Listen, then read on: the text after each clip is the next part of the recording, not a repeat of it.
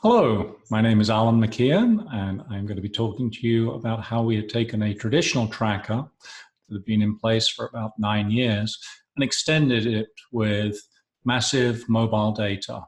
So information being generated anonymously from consumers' smartphones and collected and aggregated in a means that gives us additional insights that support and supplement the tracker and enhance it in many ways. We're going to be talking about a specific situation and a client, the Atlanta Botanical Gardens, which is a holiday light show that they launched in 2011 and has grown to be one of the best light shows in the marketplace. They launched into a competitive marketplace where existing light shows were already in place and have been able to build up an audience since then. We'll run through the technology behind what Massive Mobile is about and how we've integrated that into the tracker and how we use the two. We'll look at whether or not this is legal and what risks there are there. And then we'll finish up by looking at how I think the future of Massive Mobile will apply. So buckle up and let's have a look at being outside and having some fun. So starting in 2011, the Atlanta Botanical Gardens launched an outdoor at night light show for the holiday period. It's since grown to be the #1 event in the Atlanta marketplace, competes with about 10 different optional light shows or experiences that you could have across the marketplace. It's become an important experience for them. It's grown to represent hundreds of thousands of visitors and 7 figures in income to them. Initially, they started pre-launching with a traditional online survey into the market to see what attitudes were and what experiences were, expectations were. Over time, that has been repeated. It's typically repeated in 3 waves during the light show, during the event itself, almost immediately after launch, during the middle, and immediately at the end of the experience. So from 2011 to 2015, the same type of survey has been fielded, and it's basically been a core set of questions with different types of topical questions cycling in and out each year, much like a typical quantitative tracker. Response rates will vary. It's deployed via email, and typically we will see somewhere in the 2,500 to 4,000 responses a year. And what we've wanted to do is to enhance upon that, and as the tracker has become an established part of how they make decisions, answer additional questions. And to do that, we introduced information that we can gain from massive mobile data using a platform we call True Trade that analyzes and brings that data to life. So when I talk about massive mobile data, I'm really talking about the Internet of Things or information that's gathered anonymously. Every one of us has a cell phone, a smartphone that sits in our pocket and rarely leaves our side. We probably know that we're being tracked, and we look at and notice that it's convenient. If we open up the weather app, it knows where we are. If we open up Open Table or reservation system, it'll suggest restaurants that are within half a mile of us. What's happening in the background is location services are operating. And that app, even if you're not actively using it, will often be looking up where it is. And when it does that, it makes a record. It records a unique identifier for the device. It records a timestamp of when the observation was and the latitude and longitude of where it was. So if we have 120 million devices in the US delivering us about 40 gigabytes of data a day, what can we do with that to drive consumer insights? Well, we can answer many of the things that are interesting to people where people go and how they interact with physical places. For example, we can identify who the person is by taking the device ID and contextualizing it. And the way that we do that is we look at where the device sleeps at night and then use that to append demographic information based on the block group. We know when the device was in a certain location. So if we see a device at a location for a long period of time, then we can think about excluding it on the basis that it's probably a worker or an employee and not a guest that we're interested in. So we screen out based on when we see the device. The where, the GPS on your phone is accurate to about 10 feet or approximately 3 meters. So we can be pretty accurate as to where people are inside a location or whereabouts they're pathing, where they're using the car park, where they're arriving on foot, and where they're going inside. And then all of that information, if you think of a data lake of 120 megabytes, 120 million devices seen on a daily basis, the data lake is filtered into a set of devices we're interested in. And the way that we would normally do that is define ones that exhibit a certain behavior. For example, the devices that are seen, in this instance, at the Atlanta Botanical Gardens during a specific time frame. To do that, we draw a geofence or a boundary around what we've called a point of interest. And we say, show us all the devices that are inside that area. Now, that gives us a lot of information. It doesn't give us the why, however. Why do people do the things they do? And that's why trackers are useful, but are points in time, whereas continuous data collection like this is really interesting, but it doesn't answer everything. So the two operate hand in hand. Now, when I talk about mobile data, there's a lot of confusion in this area. And data comes typically from 4 different areas. The first area, and the first thing you might think of is, well, the carrier, the Verizon, the AT&T, the Sprints, the T-Mobiles of the world, are the folks who have that information because they know where your phone is. They know how to get a call routed to you. And it's true that in the past, they used to sell this data. In the US, those carriers have stopped selling that data from privacy reasons. And the biggest challenge we found in working that data is the accuracy. The accuracy is based on triangulation from the cell towers, so it's only accurate to about anything from, best case, 100 feet up to several thousand feet, which could mean that we identify someone who was at the Holiday Lights event, but actually isn't. They just happen to be driving through an adjacent neighborhood. At the other extreme, we see devices, data coming from your car. And we commonly see that when we're looking at navigation. We're seeing a red line on a Google map saying this road is busy, or in the Waze app saying this road is easier to get through right now. That's information being gathered directly from the car GPS system and fed back out. Unfortunately, that only works when you're in the car. So really useful if you're thinking about navigation, not so useful if you're thinking about who's walking around a holiday light show, or who's walking around a store, or who's walking around a physical place. So that brings us to the two that are in the middle.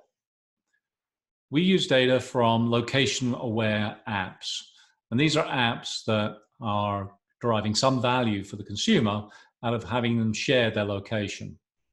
The good news about this information is that data is gathered continuously and is accurate to approximately 10 feet. The little known fact is the apps get your permission to use this information in the terms of service, and then they sell the information at the back end as a means of monetizing either a free app or a discounted app. The other source of information is called bidstream. Anytime an ad is shown on your phone, then that ad has a location and a device ID identified with it in order to provide a verification that the ad was actually delivered and therefore can be paid for. The challenge with bidstream is, from a research viewpoint, is that the data set varies dramatically from period to period. At the current time, we're going through an election cycle, and the ads that are being displayed and the amount of inventory that's carried by publishers is completely different than in a non-election year. So apps give us the most valuable data set from a tracking and usage viewpoint. Now, I'm sure you're immediately asked, but is this legal? And I'd suggest that many of the folks listening to this presentation, while they're vaguely aware of this, almost certainly have not gone and turned off ad tracking or looked at ways to limit ad tracking. In every industry test that I've done, I found that while there's a high awareness of this and a general disapproval of tracking, people don't actually take the action. And that's true amongst industry practitioners who understand this type of thing. In the general consumer base, while there's a lot of noise in the media, it's usually of the order of 2 or 3% of the population that's actually taken action to restrict their privacy. We do have laws that control this. In the European Union, the initiative is GDPR, and that impacts any European consumer anywhere in the world. And so US companies have implemented GDPR protections. And then more recently, the California Consumer Privacy Act, which similarly protects California residents. But again, Californians could be anywhere in the US. And so therefore, these two implementations have been put in place for US data collectors. All of the data that you typically see coming from this type of application will have a privacy confirmation flag on it. That has been the consequence of these two acts, that the app provider is affirmatively confirming that the consumer has opted in or provided explicit agreement that they can share that location data on an anonymous basis. So if we can gather information on a continuous basis, and we have data going back to 2017 of where people have been in the United States, what can we do with that? One of the first things that is interesting for a place is, where do my people come from? And who goes to my competitors? So to answer these questions, we built a software platform that ingests this 40 gigabytes of data a day and then processes it into maps, metrics, and other key performance indicators that are valuable. For example, dwell time. For example, zip code penetration. And this is a way of using and combining GIS information, data about the geography, with behavioral and observed information. So let's now start thinking about this in the context of a tracker and when enhanced with mobile data. On the left-hand side from the tracker, we've got standard questions. How aware are you of these competitive situations? And how have you actually visited? And then compute some version of conversion, some version of a conversion rate. Typically, because of the cost of online surveys and the cost per interview, we end up skewing very much towards the audience we're interested in, and we're not surveying a couple of states across in places that we might get competitors from, or 50 miles away, because we can't afford the cost of covering large enough sample to cover all of these different destinations.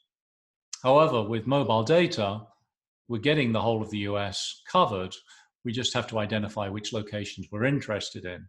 So, for example, I picked out 3 locations that the client was interested in. And what you see here is, for the client, how well they are penetrating the marketplace.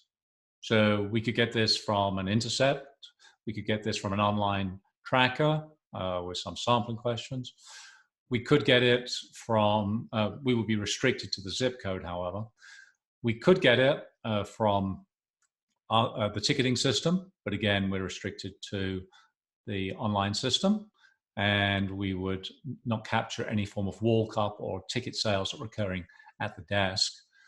But with mobile data, we can get it accurate down to what's equivalent of the zip +4. So down to a very small geography. And here you can see that there's a very strong draw to the north of the market, of the center, and within the sort of what's called the Y of Atlanta, this actually happens to be the affluent area.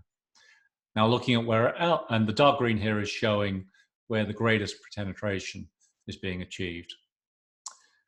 Now if we go look at a competitor, we can see that their penetration is much closer and slightly to the south with very little impact on us. So we shouldn't be worrying too much about where their guests are coming from. We're not really competing.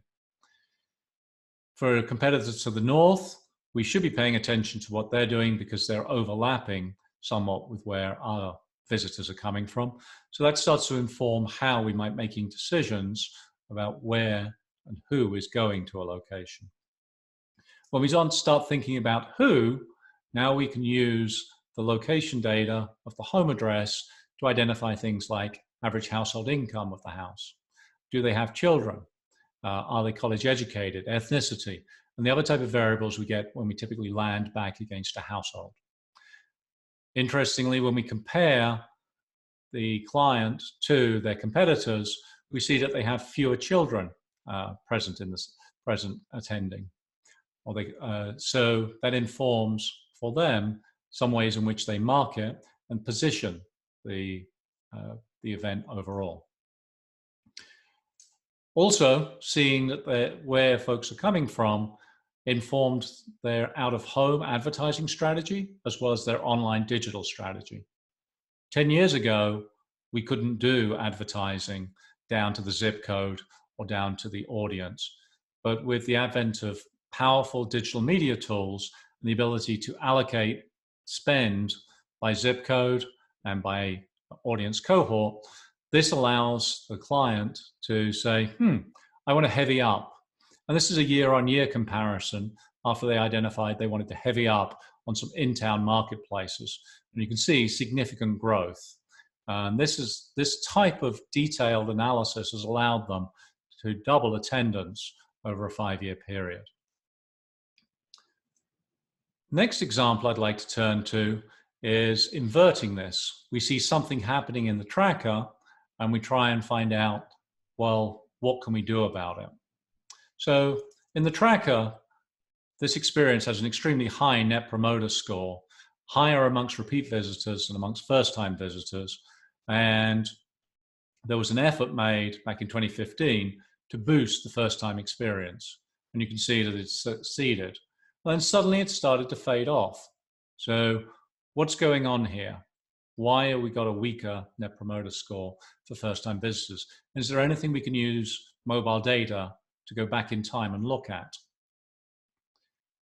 Thinking about where people go inside a venue, this is the gardens itself, and these are the different physical zones of the experience. This is showing a map of where people are seen inside, where first-time visitors are seen inside the experience. And so you can see most folks went into the main experience. Most folks, the majority went into the Orchid Center. Some portion went into the Children's Garden. But we saw far fewer first-time visitors coming over into this newly opened Zone 2, Stores of Woods, which was an expansion area. Essentially, they were either not seeing it, or they weren't aware of it, or they were getting tired.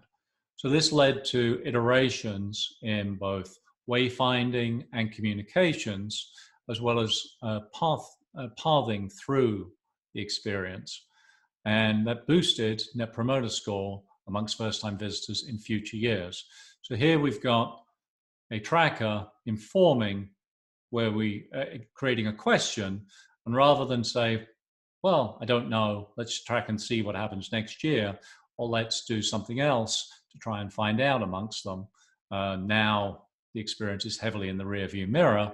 We will be instead are able to look at and find out, this could be a hypothesis. This is something we can implement against. Third area is we know that online surveys have a tendency to be skewed, female and also more educated and also slightly wealthier.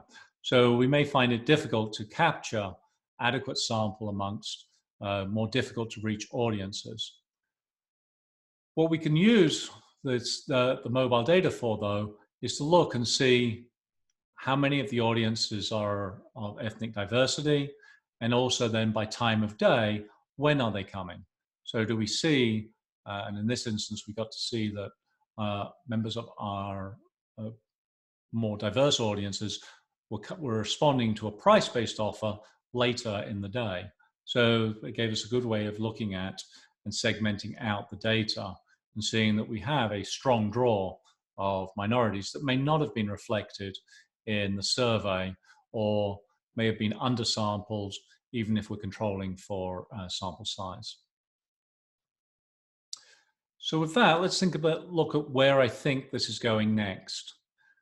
Mobile data is probably in the second or third innings as we think about it, and reflects really where we are in a similar place to where we are in, were in web digital approximately 10 years ago. A lot more information is coming available. I'll give you a couple of current examples.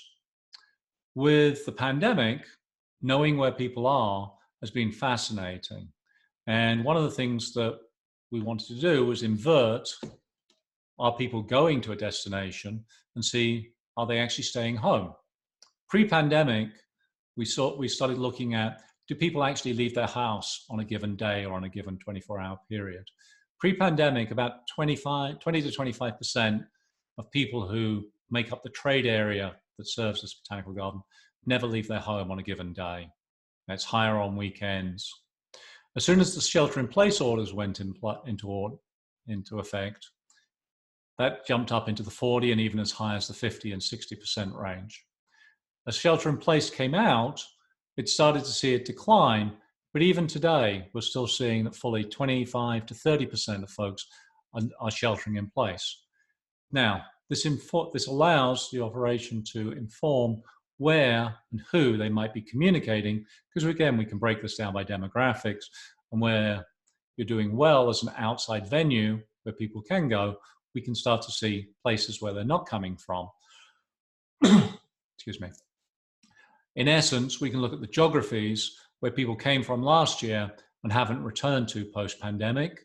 And because we have a unique identifier for those individuals, we can create a custom audience and give that to the client so that a digital marketing agency can run media campaigns and digital buys targeted specifically to people who have not been back.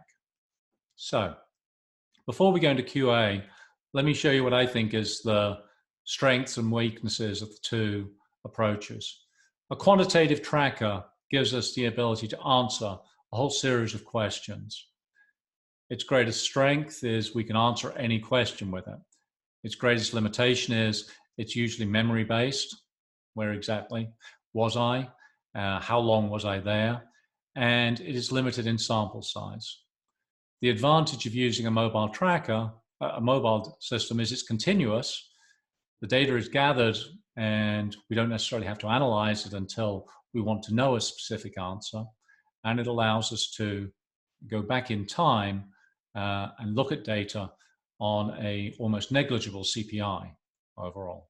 So with that, let me turn over to Q&A.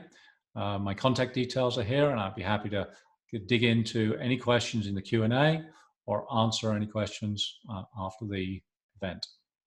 Thank you very much.